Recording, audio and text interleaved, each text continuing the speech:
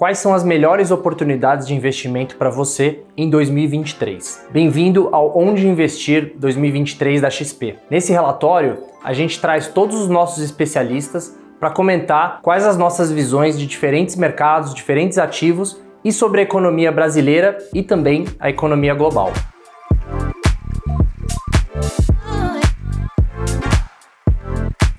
O ano de 2023 deve ser marcado por uma série de incertezas. Lá fora, a gente vê um risco de recessão acontecendo tanto nos Estados Unidos quanto na Europa e também há dúvidas sobre a China, se a política de zero Covid vai continuar no ano que vem ou se a China passa a reabrir o seu mercado e a sua economia, e isso pode ter impacto para preços de commodities e mercados como o Brasil. Aqui no Brasil, as dúvidas em relação à política fiscal e também quem será o próximo time econômico, elas continuam acontecendo, e isso tem trazido volatilidade e incerteza nos mercados. Nesse momento de incertezas elevadas, a mensagem principal que eu quero deixar é que os investidores têm muitas oportunidades para alocar seu capital de forma eficiente e a preços bem interessantes em diferentes classes de ativos. Se a gente for esperar o cenário melhorar, provavelmente a gente vai alocar nosso capital com outro nível de preços de ativos. Volatilidade traz oportunidades para os investidores e é isso que a gente vai falar ao longo desse vídeo.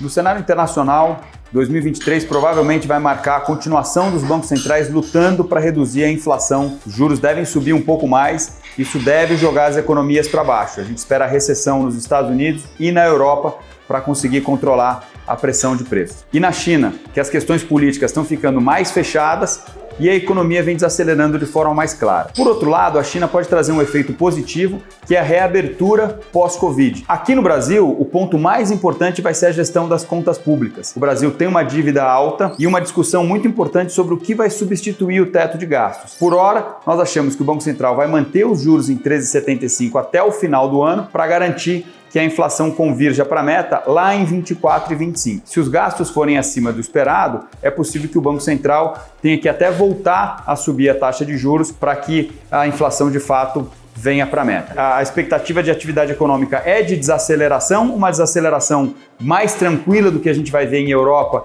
e Estados Unidos, ainda assim um crescimento econômico um pouco menor e uma taxa de câmbio que tende a ficar relativamente estável, com uma certa volatilidade em torno dos patamares atuais. Por um lado, as contas externas tão positivas, o preço de commodities ajuda a valorizar o real, mas por outro, essas incertezas fiscais e os riscos geopolíticos tendem a deixar o real mais pressionado. Então a nossa expectativa é que seja um ano de desaceleração da economia, maior volatilidade, especialmente na taxa de câmbio, e a convergência da inflação, dependendo crucialmente do equilíbrio das contas públicas e da volta da estabilidade da dívida pública.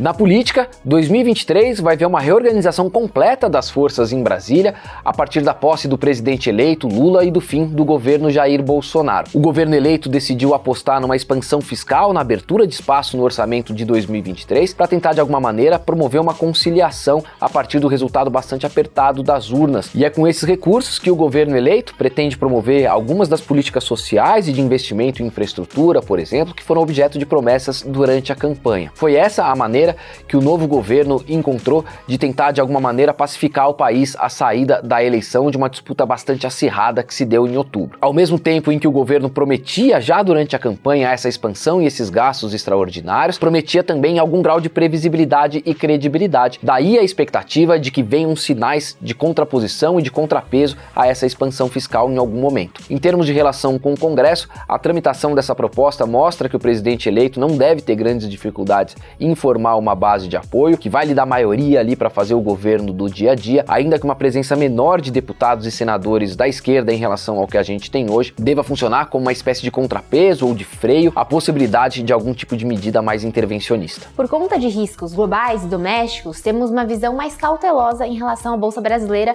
para 2023. Globalmente, riscos de recessão econômica nas principais economias do mundo podem levar a uma revisão nos lucros das empresas e isso pode impactar a bolsa. Domesticamente, ainda temos bastante incertezas quanto à trajetória da política fiscal, por aqui, o que impacta as taxas de juros. O nosso valor justo por índice Bovespa é de 125 mil pontos até o final de 2023, mas esse número pode ser revisado e mudar ao longo dos próximos meses. Com tantas incertezas ainda no horizonte, continuamos evitando ações com múltiplos muito altos, e também setores que são mais voltados para o cenário macro doméstico. Seguimos focados nos seguintes 3 principais temas: commodities, história de crescimento secular e empresas de qualidade a um preço razoável. Sobre investimentos internacionais, devemos continuar a ver volatilidade para o ano de 2023.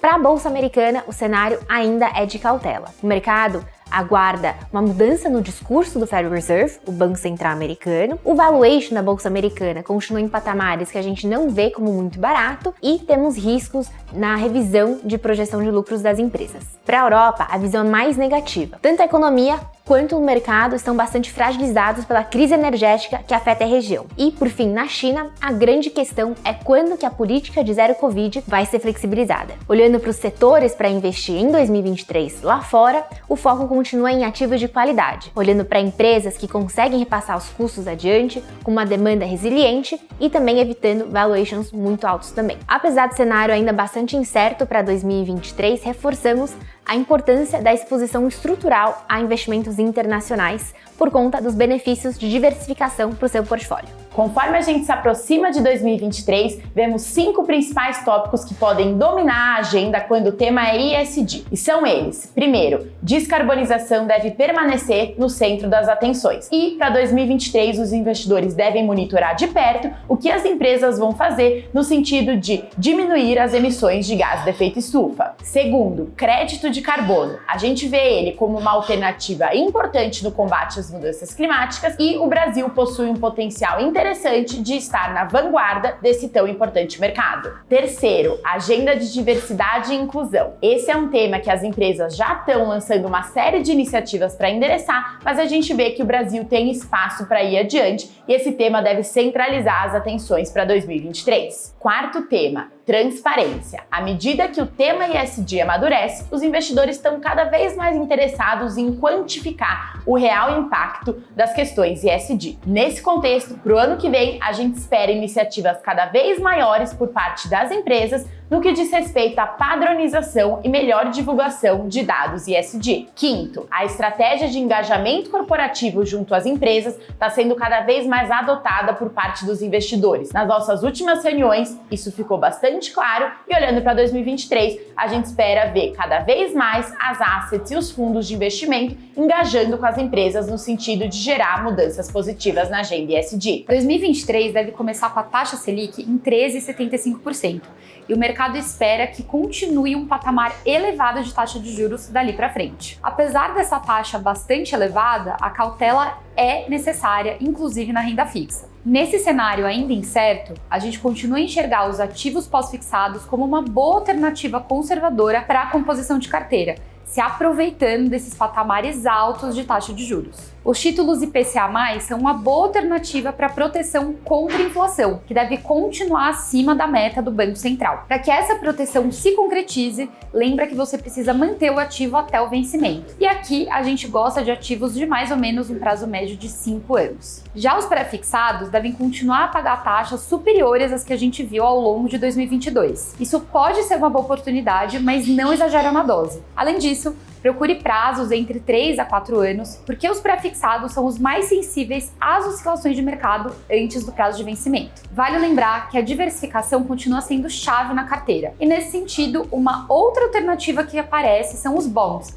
que são títulos de dívida corporativa em dólar. Essa pode ser uma boa oportunidade, mas sempre lembre de observar o seu perfil de investidor ou investidora antes de investir e lembre-se sempre que renda fixa também tem riscos. Com prováveis novas pressões inflacionárias no médio e longo prazo, associadas com as incertezas em relação aos gastos fiscais, as projeções para a taxa Selic passaram a apontar para a manutenção do atual patamar de 13,75% por um período além do primeiro semestre de 2023 ou até mesmo uma elevação de curto prazo. Esse cenário tende a ser mais favorável para os fundos imobiliários de papel e também para os FIAGROS, que são indexados ao CDI e ao IPCA. Os fundos de tijolos que investem em imóveis propriamente dito acabam sofrendo mais, fazendo com que a expectativa de retomada dessa classe, que estava em curso, possa ser postergada. Como vimos, no cenário global, diversos serão os desafios principalmente se considerarmos que teremos uma recessão à frente. Já no cenário local, o risco sobre uma mudança no regime fiscal e na política de gastos aqui no Brasil será bastante desafiador. Mantendo esse cenário como base,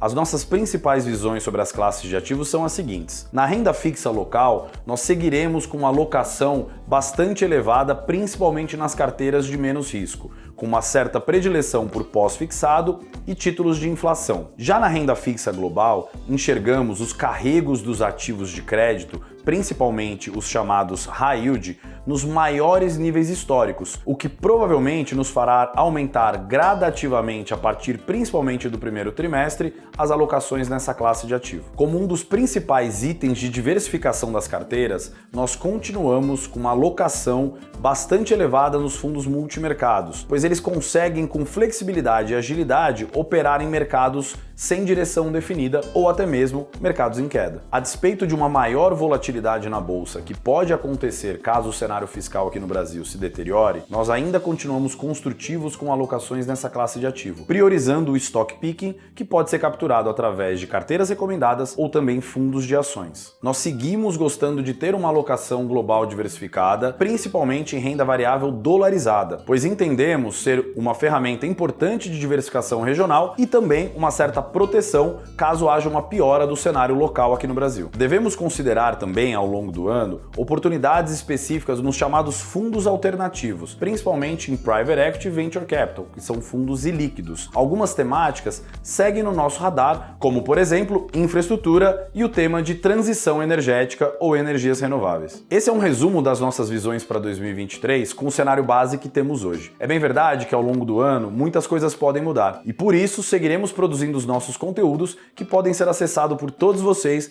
no nosso portal de conteúdos aqui da XP.